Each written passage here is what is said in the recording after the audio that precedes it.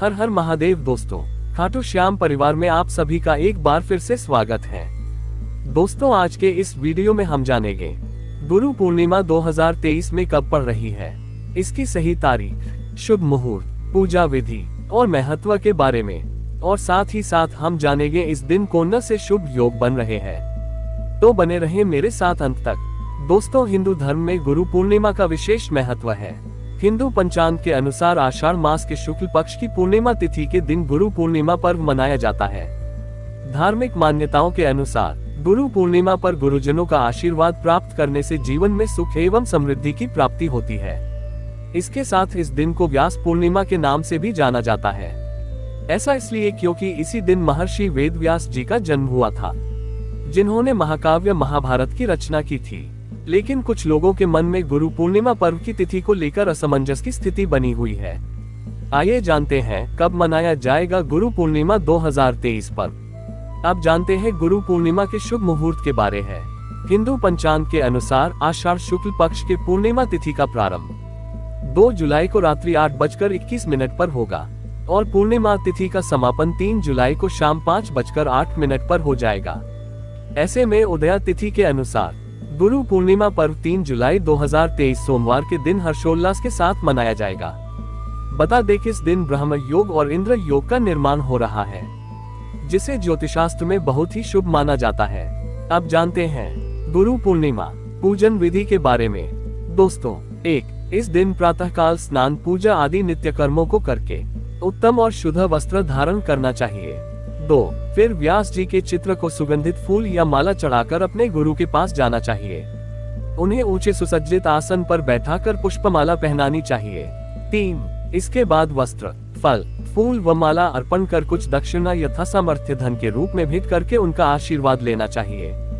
चलिए अब जानते हैं गुरु पूर्णिमा महत्व के बारे में। दोस्तों, पौराणिक काल के महान व्यक्तित्व ब्रह्मसूत्र, महाभारत, श्रीमद् भागवत और 18 पुराण जैसे अद्भुत साहित्यों की रचना करने वाले महर्षि वेदव्यास जी का जन्म आषाढ़ पूर्णिमा को हुआ था।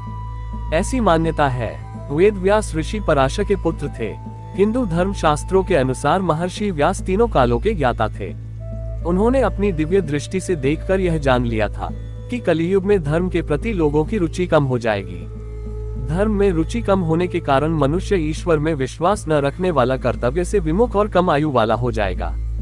एक बड़े और संपूर्ण वेद का अध्ययन करना उसके बस की बात नहीं होगी।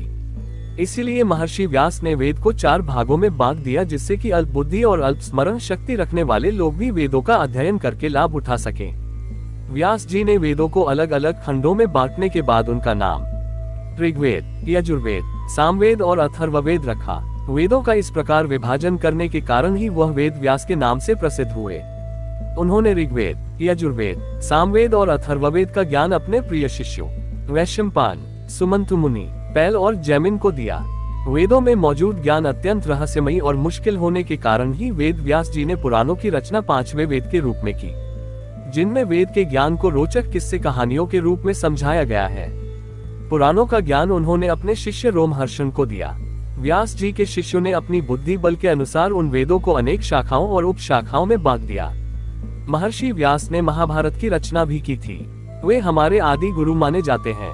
गुरु पूर्णिमा का ये प्रसिद्ध त्योहार व्यास जी की जयंती के रूप में भी मनाया जाता है, इसलिए इस पर्व को व्यास पूर्णिमा भी कहते हैं। हमें अपने गुरुओं को व्यास जी का अंश मानकर उनकी पूजा करनी चाहिए। 1. इस दिन केवल गुरु की ही नहीं अपितु परिवार में जो भी बड़ा है, अर्थात माता पिता, भाई बहन आदि को भी गुरु तुल्य समझना चाहिए। 2. गुरु की कृपा से ही विद्यार्थी को विद्या आती है, उसके हृदय का अज्ञान व अंधकार दूर होता है। 3. गुरु का आशीर्वाद ही प्राणी मात्र के लिए कल्याणकारी, ज्ञानवर्धक और मंगल करने वाला होता है। संसार की संपूर्ण विद्याएं गुरु की कृपा से ही प्राप्त होती है। 4. गुरु से मंत्र प्राप्त करने के लिए भी ये दिन श्रेष्ठ है। 5.